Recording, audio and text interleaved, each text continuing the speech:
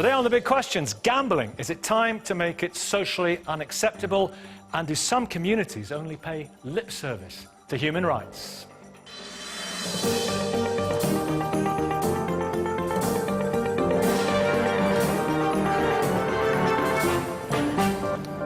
Good morning, I'm Nicky Campbell and welcome to The Big Questions. Today we're live from Appleton Academy in Bradford and welcome everybody in the audience to The Big Questions. Well, here in Bradford, 1 in 3 people aged between 16 and 64 are not in work. Those who are in work have an average weekly income of just £476. Yet, Bradford is home to 62 betting shops, and this city is the 6th most profitable local authority area for the betting industry outside of London. Now, in Britain, gambling is a big and highly profitable business. In the last financial year, its gross yield was worth £14.4 billion. That's up 4.5% on the previous year. So perhaps it's not surprising Britain's best paid boss runs a gambling company. Denise Coates, head of the online sports betting giant Bet365, pocketed £265 million last year, which is 1,700 times what Mrs May earns as Prime Minister. And how are these millions earned? Well, on the bets, punts and gambles made by 45% of us suckers every month. It's not just adults placing bets these days. A recent Gambling Commission audit counted 450,000 children betting regularly on fruit machines, fixed odds betting terminals, FOBTs, and online as well, despite it being illegal for under 18s. Should gambling be made socially unacceptable? Well, Charles and Liz Ritchie, tell us what happened to your son Jack. He's no longer with us. Yeah, our son Jack killed himself last November because he was addicted to gambling. Did he have mental health problems anyway, do you think, or did the gambling somehow give him those mental health problems, make him depressed, put him in a terrible place? I don't think he was quite depressed. He definitely didn't have mental health problems Right. before he started gambling. He was a perfectly normal, happy child. And he started when he was 17. So he was still underage, so it was illegal. But no, he didn't have mental health problems. It was completely started by the gambling. An addiction to dopamine, to the thrill. But also it undermines your sense of yourself. Yes. It made him feel controlled by something that was not him. And that was why he died. He felt utterly undermined as a person. He didn't feel he had a future. He said in his note, he said, "I'm the worst possible kind of child," to us. Which, of course, we would never, ever, ever think. But it's important to know that actually he was very ordinary, very normal, very happy. For most of the time, you wouldn't have seen him as having a problem. He was out in Hanoi when he died. He'd been out there for 3 months. The people he was out there with were staggered. They were absolutely shocked to their roots when he took his own life. They had seen him as this bright, happy young man who they felt they'd known for years. He had fitted in, he was having a great time. And I think that's the problem with gambling addiction, is it is a very intermittent disease. You can be free for weeks or months at a time. Jack had been free from gambling for 6 months before he died. And I think that will have contributed to his death, is that he will have felt, to a certain extent, I'm free of this, I'm okay. And to then have a catastrophic fall back into gambling, not catastrophic in the amount of money he lost. Jack never lost huge amounts of money, but catastrophic in losing control and thinking, I am never going to be free of this. It's quite a complex psychological process, this, isn't it? Yes. So there's a long-term undermining of your sense of yourself. But then when you go into one gambling session on these fast-paced electronic games, it's not all sorts of gambling, then you crash out of it, but you feel controlled by it, and you feel totally undermined by They're it. essentially relentless, aren't they? Yes, it's so fast, and then you crash out of it. And it's also they're deliberately immersive, so like you're not aware of anything else that's going on. And seductive. Yes, very. And you crash out of them not because your body's had enough. It's not like alcohol or drugs where your body stops you. You crash out largely because you've got no more money, but you crash out physically, totally capable. Your brain is obviously all over the place. You're still in gambling mode. And actually, you crash out into that world of low self-esteem, of despair, self-loathing, your brain completely disordered in terms of your decision-making, and actually taking your own life maybe makes sense. And Jack didn't wake up that morning thinking, I'm going to kill myself today. He was dead within an hour of crashing out of the session of gambling. You're not anti-gambling, though, are you? No. Well, I don't think we see gambling as a single activity. I mean, I think there's a world of difference between, I don't know, a bookmaker offering odds on horses and these electronic games. There are some fixed products. betting terminals, and also was he playing online? Yeah, casino. Absolutely, he was playing exactly the same games online.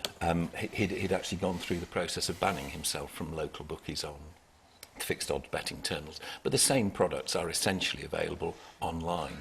And it is our belief that there are just some products in the gambling sphere which are just too dangerous to be on the market. Yeah.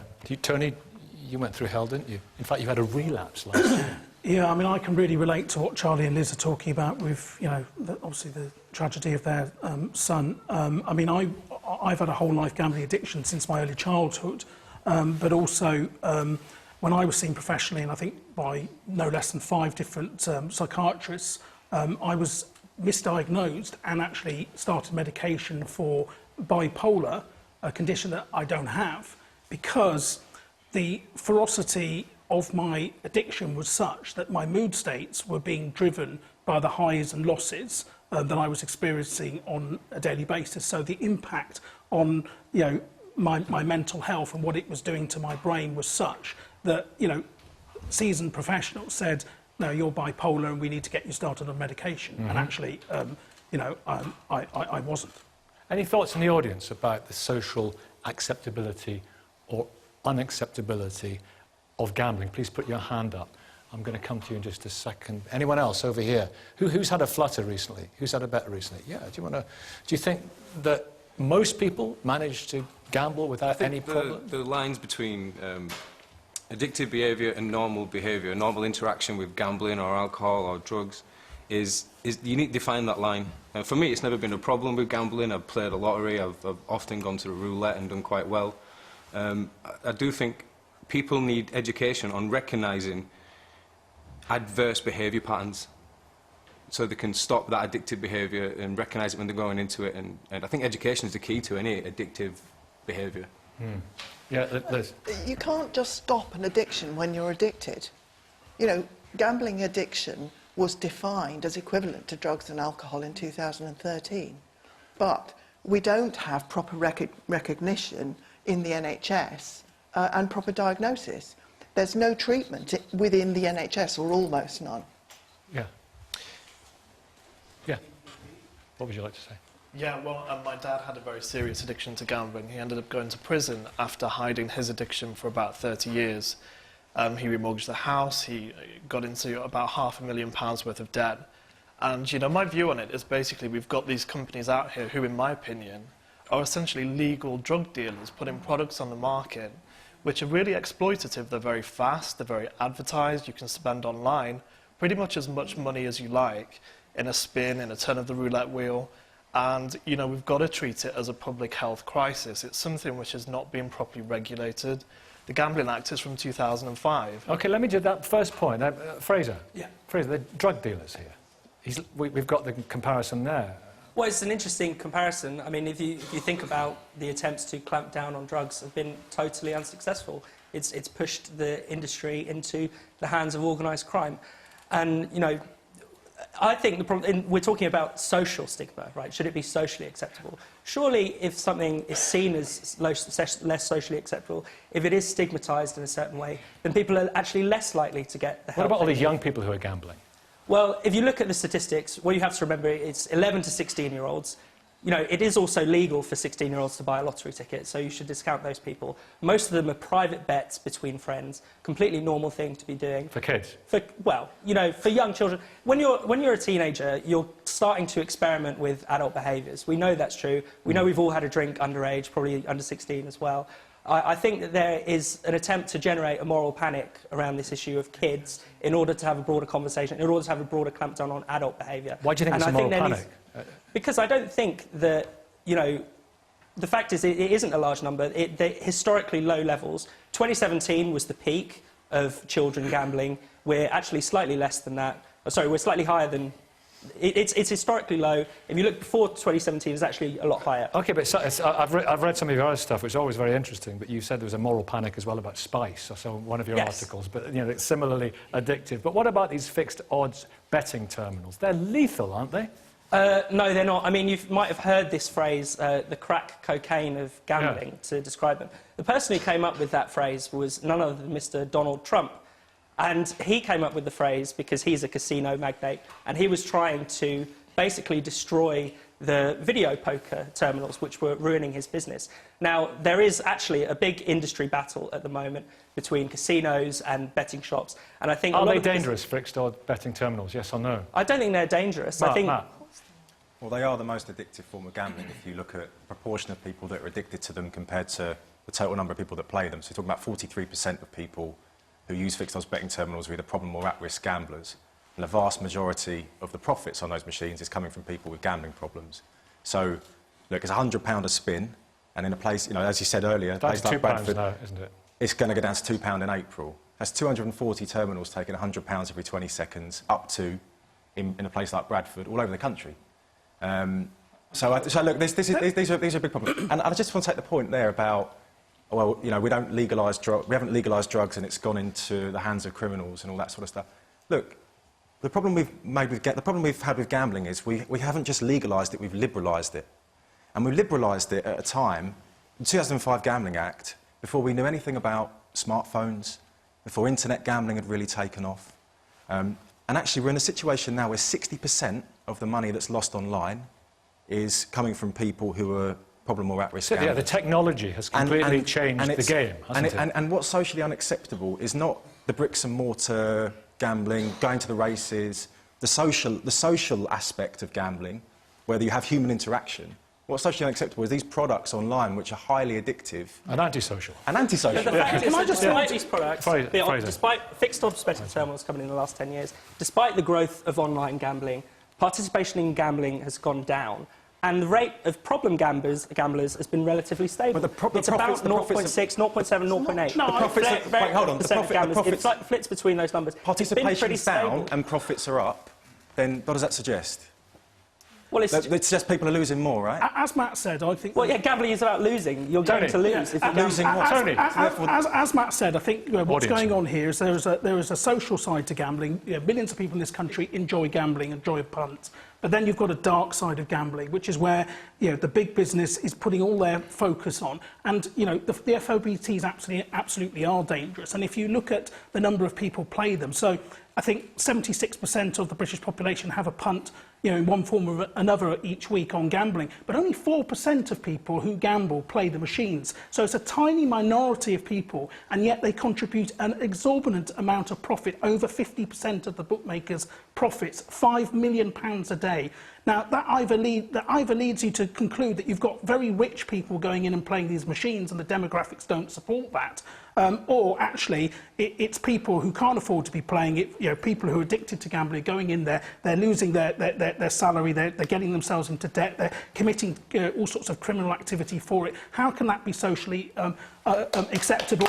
And it's worse online. OK, I'm going to speak to Mr. Declan in a minute, who's a professional gambler, but some hands have gone up in the audience. What would you like to say, sir? Good morning. Yeah, over here. And keep your hands up so I know where to come. Quick point. The key thing people don't realise is that using technology, there's so much psychology that goes into the research of how to attract people.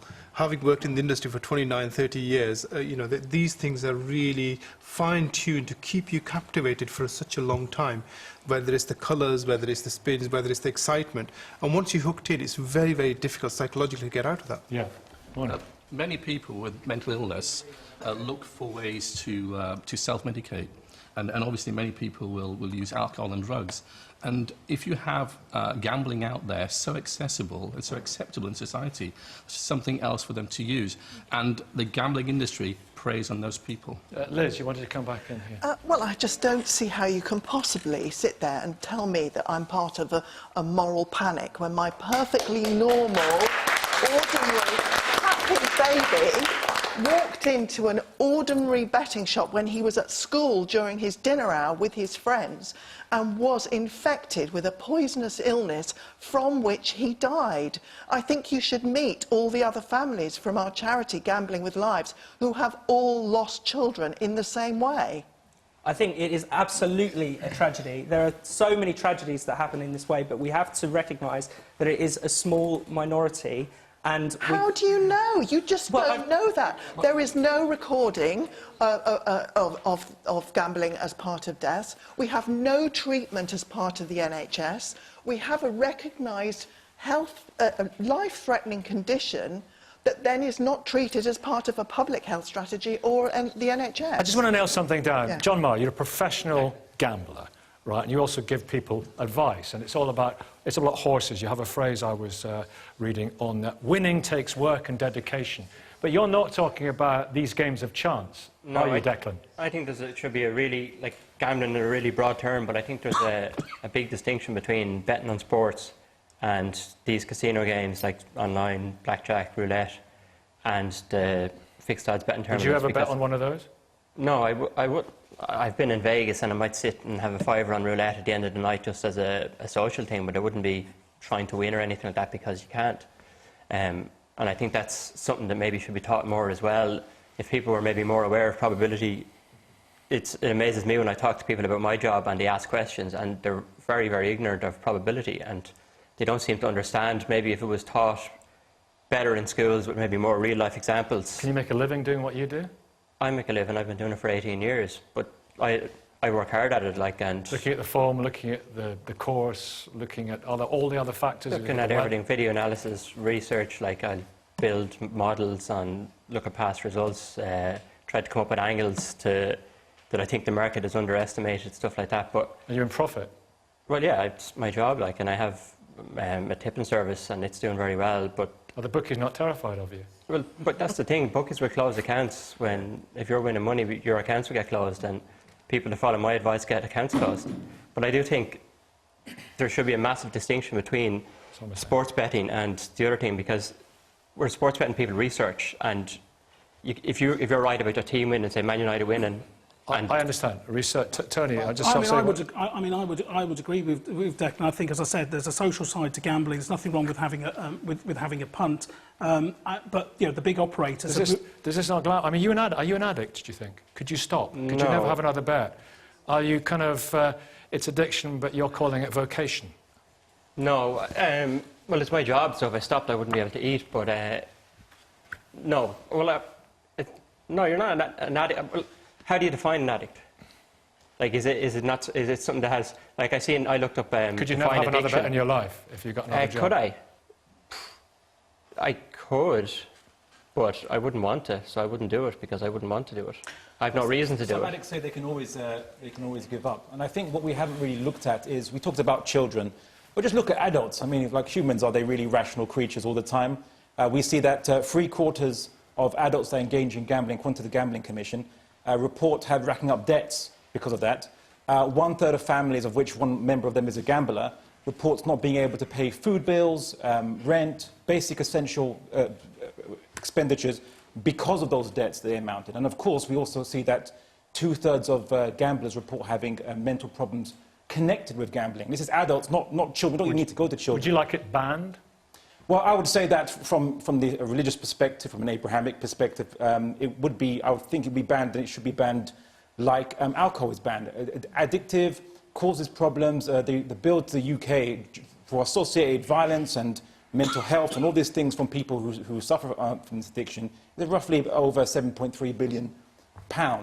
So I think that if the UK government can ban other drugs like crack cocaine, and there's no argument to say let's liberalise it because it might go underground, what have you, then we should equally ban other such addictions that cause a detriment to society. And I think the last point is that the point and the purpose of economics is distribution of wealth and resources. But in gambling, there is no exchange. It's interesting what you say. It is as detrimental to society as some Class A drugs. AISHA, is there any kind of an argument for really clamping down on it? I think we definitely need to start looking at it. I think growing up, for us, gambling was always socially unacceptable. But I've seen in the last 10, 15 years, we're seeing glamorous adverts on TV, we're seeing it glamorized in Hollywood. My son, who's now 15, found out about gambling through watching the movie Hangover, and he was asking me questions. So we actually need to take responsibility. I'm a classroom teacher, so I see children who have access to online games on their mobile phones, access on the internet.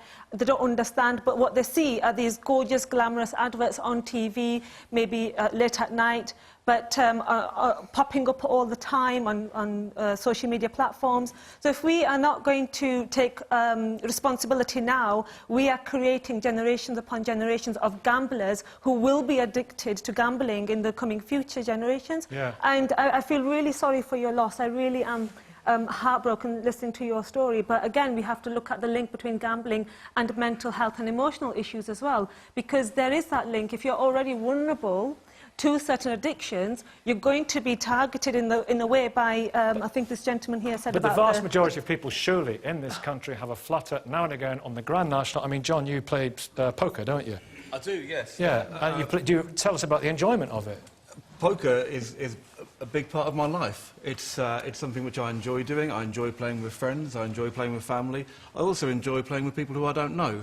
It's, you know, gambling's something that is a perfectly legitimate thing for people to do. People have gambled for hundreds of years, and I don't see an issue with that at all. You know, as I say, it's part of my character. You know, it's something that I enjoy doing. It's a pastime. It's a pastime. People talk about it being an addiction and things like that, but it's a leisure activity. It's a hobby. It's a pastime. It's a sport. Some people, you know, try and talk about it being a sport. What's the most you've won? Well, the most I've won was $10,000. And that was a seat to the World Series of Poker main event in 2006. What's the most you've lost? What you'll find with gamblers and poker players is that they don't talk about their losses. They remember their wins. Sorry, it was an intrusive question. No, but actually, Salma's mainly point about families. Well, my family are perfectly okay with me playing poker. My daughters know that I play poker. My partner says to me that in terms of the amount that she might spend on a night out, it's probably more than I spend on a night out going to play poker. So, I mean, my family have no issue at all, you know, with me playing poker, with me gambling. As I said, it's how I've met a whole number of people. I don't have an issue with it at all. And actually, the fact that there are a majority of people in this country, as you said in the introduction, who engage in gambling in one form or another, you know, throughout the year, that shows that actually that is socially acceptable, but there are clearly things which are socially unacceptable, you know, such as lying to your friends. It's not across the board. Some people manage to have an innocent flutter and derive a lot of enjoyment from it. So I think let's not distract ourselves and, you know, say, well, of course there's a leisure and social element, and I don't think anybody in this audience, and I don't hear it outside, people are saying you should not be allowed to do that. I think what the real issue... Abdullah, maybe. But anyway, carry on, Salma. Some cocaine users would make the same arguments. Drugs have been taken for hundreds and thousands of years, and people... Many crack cocaine users do it moderately. I'm so sorry, crack cocaine users do it moderately, and they don't face any adverse effects, and it's just for the enjoyment and pleasure. They can make the same exact arguments that you just made. There is a spectrum. Let's be realistic. I've never been compared to a cocaine user before. It's an interesting comparison. You know, but you know, gambling is something that people do. It's a legal industry. Absolutely, and there are some unacceptable. You know, things. YAQOOB. But can we get on to where it does need to be regulated? I think it's very easy to argue for, you know, where it's not so sinister. And people have even had all these extreme tragedies that we haven't heard them argue that all of it should be banned. But we've got a Tory minister who resigned. I mean, this is how extreme the situation is. Yeah. And she did resign in principle because she made that link between big businesses exploiting vulnerable people for huge profits. And if it's not a reason to have a moral panic, when in the UK, every single day, two people a day are killing themselves due to gambling-related issues, I don't know what would be a reason. Can I said there was a moral panic around sorry, Fraser. just to clarify, because it's more advice. I said there was a moral panic around children. But should there be, should be across the board? No, there shouldn't be a panic when the rates are historically low. Also, it's becoming easier to target children. In fact, businesses are very savvy. I work in mental health. There is a biological basis for addiction, whether it's alcohol, whether it's cocaine, and whether it's gambling. Endorphin rush, yeah? The endorphin, it's not just the endorphin rush, it's dopamine receptors. Yes. And when they are triggered in a way which is not totally predictable, but you get that rush, there is a biological imperative. It's not just about will then. I know it's difficult for some people from, say, religious backgrounds who will just say, well, just decide not to do it. It's not as easy as that. It does become a genuine illness. And that's why I think having laws to make sure that exploitation cannot take place is really, really important. There's a lady here. You had your hand up. Oh, there you are, yeah. Just one second. Interesting what Salma said, Liz, as well about the biological basis for this. Just kind of backing up what you said, I just wanted to reiterate that. Yeah, hi. I don't think you can have this discussion without discussing London and the stock exchange, because traders are gamblers. You can't make that distinction. You can't have one where people are like, oh, yeah, the fine gentleman there, I couldn't catch your name, sorry. You said you have models, you work hard, you don't just gamble off a whim. It's a career for you. And it's exactly the same for people in London. Like, those stock exchange people, those traders, they have models, they have things that they do to make sure that they're not just betting, but it is essentially gambling, and they've gambled with the economy, they've gambled with that, and it's the same as any business. If you open up a business, you're basically weighing up the money you take in, it's going to be more than it goes out. Gambling is slightly different. You still have to estimate the probability of success of what your product is. To say if somebody's going to launch a new drug or something, they're going to weigh the probability that it'll actually be successful before they put all the money in.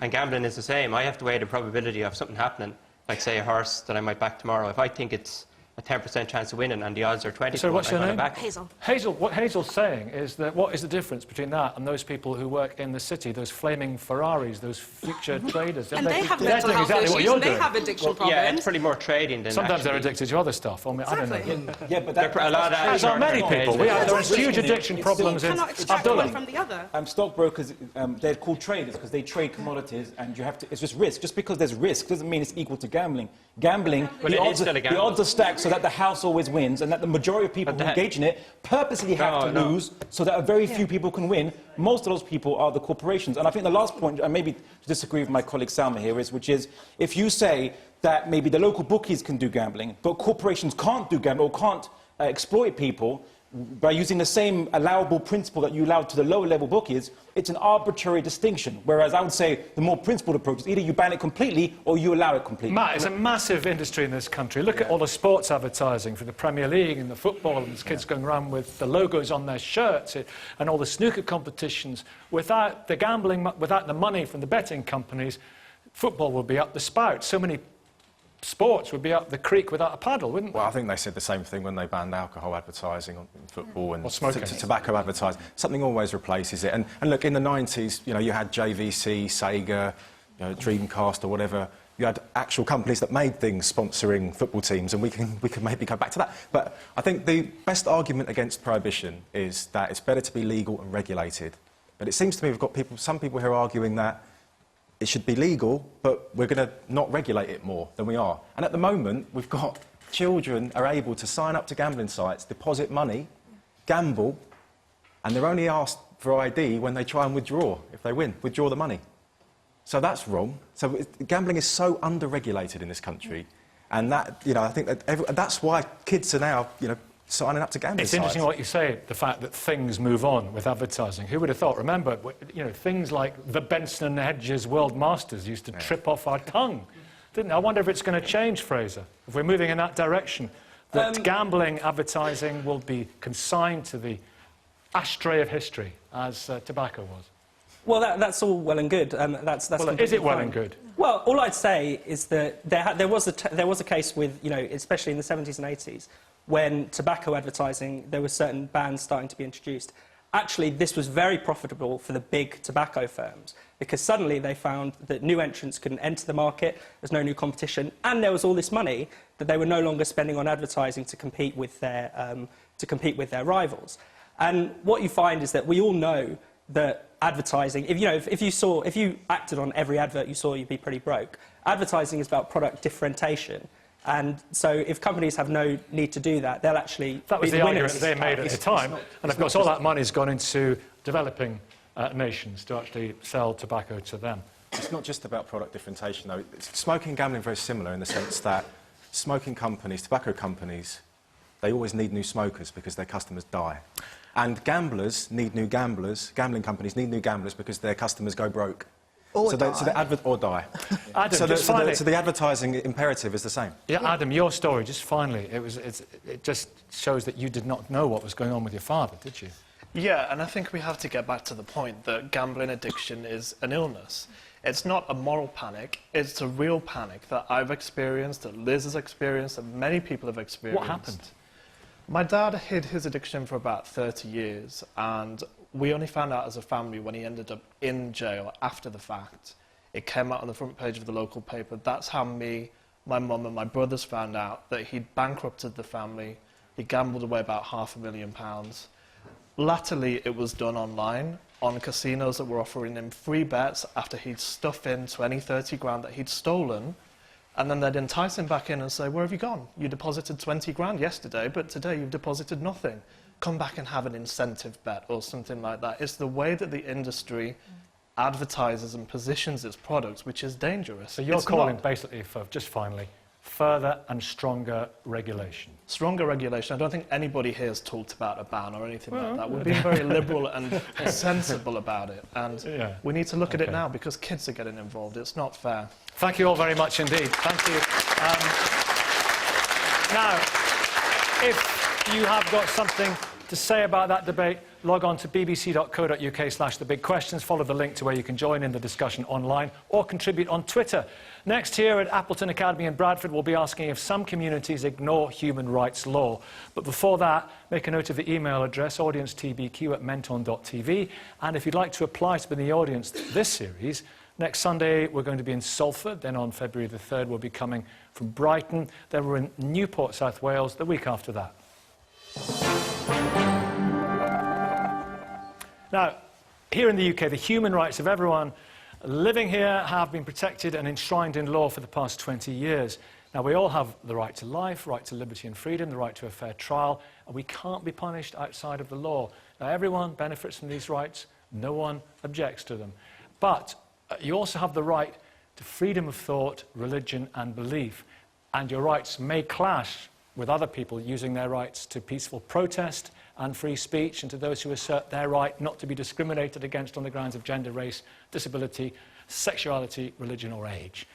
The truth is that not everyone in the UK is as free as the law suggests when it comes to how they're treated, what opportunities they have, and their freedom to please themselves. Do some communities ignore human rights law? Well, Andrea, you've been a massive campaigner for, I guess, you know, your beliefs as an evangelical Christian and what you think is happening in our society and how you think the drift of society is very much against your beliefs. Just, you know, various human rights legal cases with the Christian Legal Centre, your body, the right to display your faith, helping Christians who wish to express their faith in all circumstances, you know, bed and breakfast owners, praying at work, and also, as you put it, expressing views in favour of traditional parenting.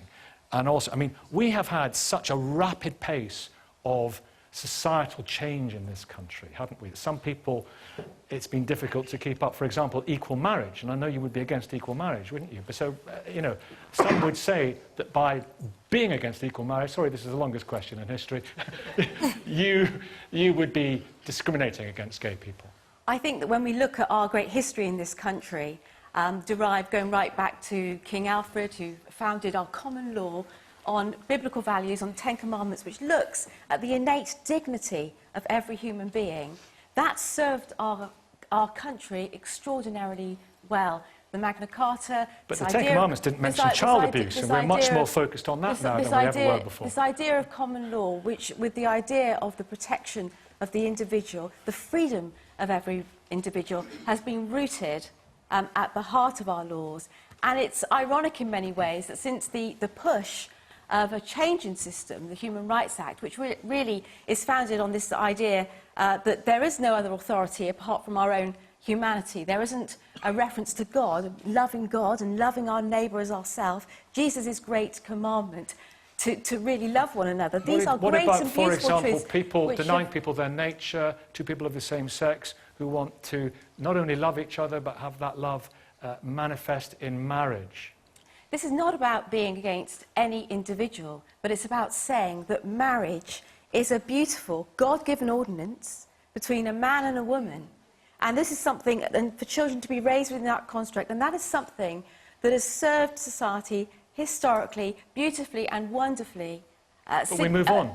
Society moves on. Well, interestingly, on Tuesday we have a case in the Employment Appeal Tribunal where a magistrate who's faithfully served his community for 30 years was not only removed from the magistracy from expressing behind closed doors that he felt that a child does best with a mum and dad, and that should remain with foster carers who wanted him a mother and a father, as opposed to being placed. What about his human rights, Sharon? That's a very... on Tuesday, and also, but not just that. We can't do every single case. That's a very good one. Same case, because that same person was also removed from the non-executive directorship of a hospital because of his views. That's Sharon, an extraordinary these thing to are occur human to him. rights being trodden upon in their own way, aren't they? Well, first of all, I'd say if you actually read the Ten Commandments, you would realise they're pretty much irrelevant for our society. Women are treated as chattel, along with... Not in the Ten Commandments, along with other... dignity. Most of the Ten Commandments are irrelevant to our society. So do not covet thy neighbour's ass or... And his wife, So as my feminism got the better of me. I was brought up in church, and into my late 20s, once you start to think of the world from a feminist point of view, the Christian symbol system kind of unravels before your very eyes, really. So my research is in women priests in the Church of England. Many people would probably believe they are treated equally within that institution, and they're absolutely not. They are legally discriminated against and culturally discriminated against just because they are women. So is that a breach of their human rights? In my worldview, it absolutely is, yes. But it's institutionally OK because the Church of England is exempt from equality legislation, of course. So that's where the tension comes between human rights law and the need to practice certain religious beliefs. So it's a breach of employment law, do you believe? You would think so, but it isn't in the Church of England. Jesus Christ was the most compassionate person that ever walked this earth. It was him that had, because it's in the Bible, and there was a woman caught in... Superman was the strongest man who ever lived. It was in a comic book. But this... the Bible, it's nothing. Written means nothing. It's rooted in history, geographical evidence, archaeological evidence. What about women priests? Go to the British The Museum. gentleman has made an argument against, we might call it human rights. If it's written down, then it has no authority just because some guy wrote it down. Well, if some guy wrote down, or some girl, so to speak, wrote down human rights legislation, and human rights legislation in any country can always be repealed by the same processes and people that devise it. It's one of the people. It was voted by Parliament. Was how torture was justified in Guantanamo Bay because it was outside the US jurisdiction, and they produced justifications from utilitarianism why it can be used. You can commit some evil to do, quote-unquote, a great amount of good, which has justified most tyranny for our history. AISHA Khan. I would prefer a basis that goes beyond human beings, which can't be changed, rather than one that relies on the capriciousness and mercurial nature of human utility and interest. Society moves on, and our understanding of human beings and the human condition moves on and changes. And Aisha, you've done a lot of campaigning in this area when it comes to women and women's rights, haven't you? Absolutely. Yesterday we had an amazing Women's March London, and obviously we've mentioned talking about feminism and how to make sure that women get their rights. Even if those rights are written or they're in the Bible, they've been recorded 1400 years ago, the reality of women and their rights in a real-world setting, completely different. We've been talking about forced marriages, we've been talking about girls being taken over to countries to have FGM performed on them, we've been talking about homosexual people who are denied the right to exist in lots of countries as well. And then on top of everything else, we've had really high-profile cases like Princess Latifah and Rahaf Mohammed, who in from countries where we do business, massive business, and we basically turn a blind eye because there are billions of pounds of profits to be made. So how do we safeguard those rights? Some people in these countries, if you look at social media, are actually supporting those regimes in the way that they're treating those people who are fighting for their individual human rights or trying to flee persecution. We didn't have social media 10, 20 years ago, so what happened then? The only reason we've been able to find out about these cases is because we've had social media tell us about these cases. There are lots and lots of women, there are millions of women who basically will never get a chance to speak out. What about your own experience of forced marriage? Well, when I was 13, I found out that I'd been engaged. I don't know when that took place, but I was told, this is who you're going to marry. And at the time I was 13, I was visiting relatives in Pakistan, and it was a bit of a shock. But I was very fortunate in that my parents listened to me, and I said no. And I was allowed to later on choose who I wanted to marry. But there are many girls and boys and men as well who are forced into marriage and then forced to stay with partners that they don't want to stay with. And how easy is divorce when it comes to men and women in Muslim communities? Is there a difference? A guy can just say talaq, talaq, talaq 3 times, often in a fit of anger. Yeah, in a fit of anger they can say and they're done. For women, if they want to get divorced, they have to go through a laborious process. Often the men withhold the divorce simply because they want the woman to basically go through a Sharia council or go through family to put pressure on the guy. It's very unfair, and often what happens is the men have moved on, they've got married, remarried, they have children, they have families, and the woman is still stuck trying to get her Salma, how can Islamic that be divorce. Fair? How can that be fair? For example. Well, I can actually speak from personal experience on this sad topic. I have been through a divorce, both religious and the civil, and it's simply not true. Of course, there may well be individual cases where there have been difficulties, but Islam gives both men and women the right to divorce. And where there's difficulties, actually it's the Bible which doesn't allow divorce, and we see sad cases in Judaism where it's the get. Literally, the man is the only one who can give that divorce. In Islam, it's not like that. I think it's wrong to completely say it happens. Aisha, wait a minute. Aisha. I have gone with women to Sharia councils in Dewsbury and Manchester and London and advocated on their behalf because they can't afford lawyers. Some of these women are from Pakistan and Bangladesh and India, and they don't have the language skills. They've been traumatised. They've been emotionally traumatised by their experiences, and they don't know how to express themselves. And they come up against a panel of men. The issue about divorce is across the board. I mean, we've had this recent case, and I was so shocked. Tini Owens, married for 40 years, the Supreme Court in this country said she's not allowed to divorce. I mean, it's crazy. So these issues are across the board, and of course, nobody should be forced to get married. Nobody should be forced to get married, and nobody should be forced to stay in a marriage. On the subject of divorce, some people in the church do not recognise people who are divorced and married the second time in the Christian church. They don't recognise those marriages. I think what's do you, if somebody's divorced, do you recognise their second marriage? I think that what we've got to look at in this debate that we've just... No, I'm going to answer the question. But well, answer it quickly, because there are lots of people to get into. That's a specific question. We can see here, can we not, that there is a difference between different worldviews and actually how society works itself out. So, as we've just heard, within Islamic law, under Sharia law and under Islamic marriage, the woman has very little access to justice and to... That's not true. This is why we have been well, in a minute, let's hear from the women who are talking. It is real situations. Salma is perfectly capable of answering this question herself, and I will come to you. And we have been dealing with, also with a young woman who was groomed by an Islamic gang. It's a very sad case, and there are many of them from Bradford and Rotherham and other towns up and down this country. Islamic gang. What makes them Islamic? She was raped. It's been all over the newspapers. That goes against Islam. So why are you saying Islamic gang? Because she was forced. Shall I say, to use in that Central African Republic, that there are Christian gangs going around killing Muslims? I do want to. That is, in fact, listen. That particular issue is a debate that we were one of the first programmes actually to have that particular debate. More and more people are talking about it, but the terms are very, very loaded. I think you have to be very careful. Christian of you, was it? Well, not from the Christians that I know. Maybe medieval, but anyway. But anyway, just quickly answer, Andrea, please. Just answer the question. If somebody is divorced, would you recognise their second marriage? Jesus permitted divorce in one situation only, which was where there was adultery. This is why we need universal human rights. This is exactly the problem. Where someone has this meta world view that, you know, that there's these laws that I believe in and they're more important than anything, any kind of individual human choice.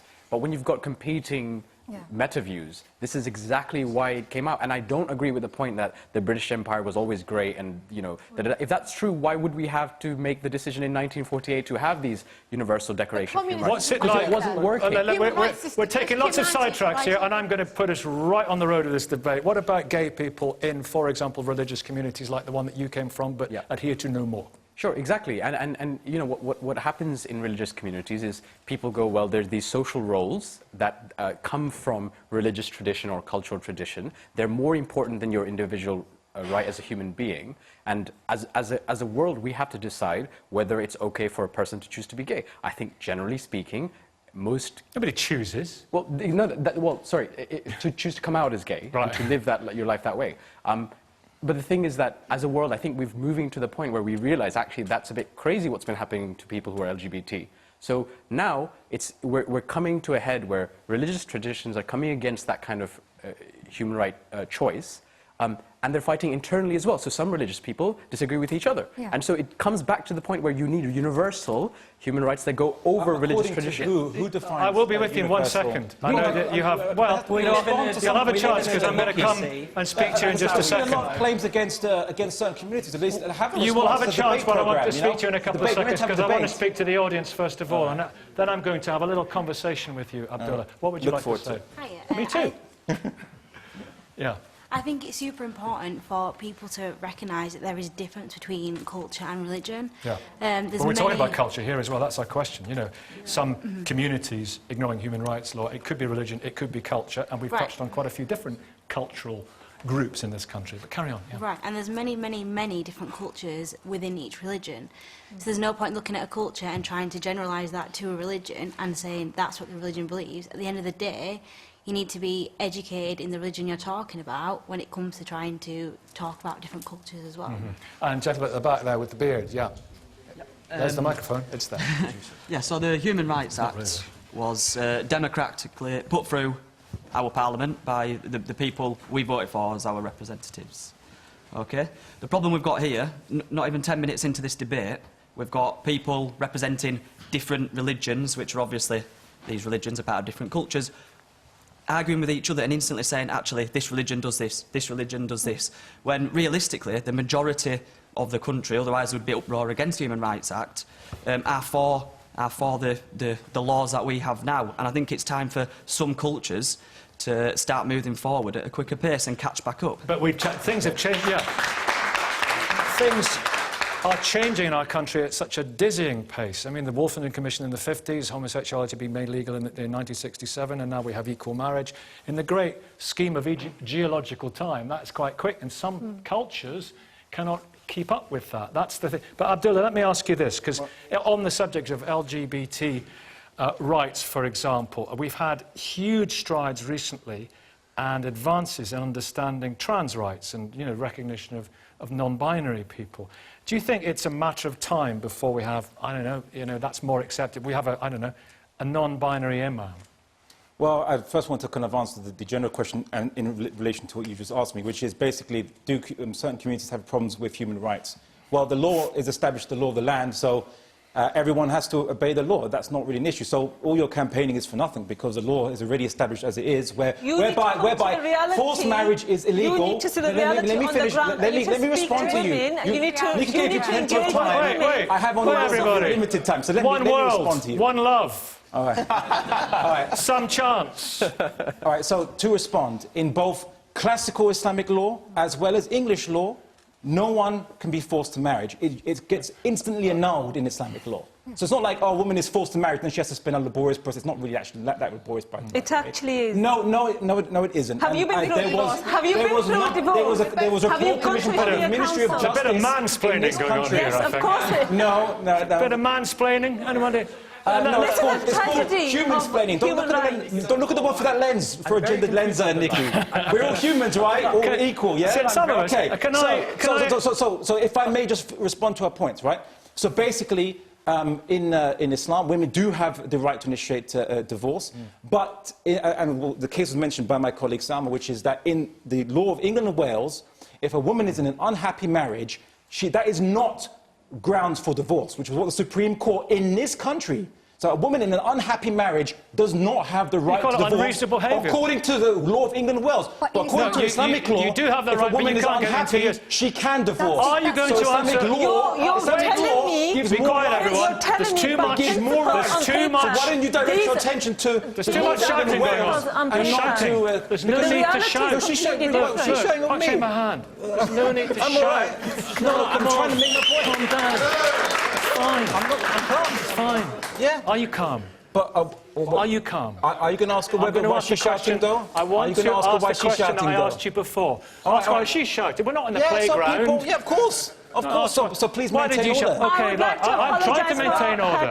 That's why I've reached my hand across. What's the situation Will I not be interrupted? What's the situation? Well, if you answer the question. If you don't answer the question, I'll interrupt you. I said that. That's the deal. What are the situations? Let me ask you the question. Trans rights in Islam. What are trans rights in Islam? Do you think there will ever be a time that they're accepted? Non-binary and trans people.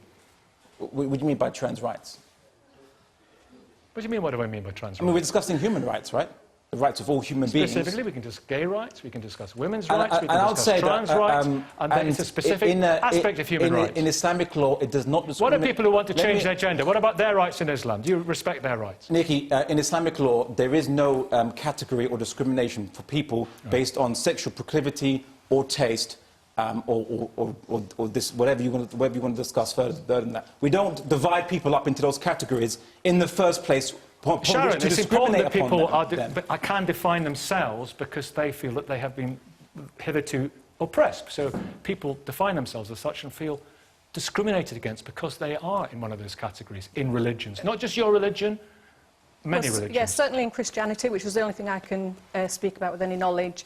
There is a cultural and an institutional for the Church of England prejudice against anybody who's not heterosexual, and if you're having sex outside marriage, officially that's not countenanced either. It's for the procreation of children within heterosexual marriage. So anybody outside that, I'm being very, very general, so the caveat is not everybody believes the same thing, but outside that institutionally you are problematised.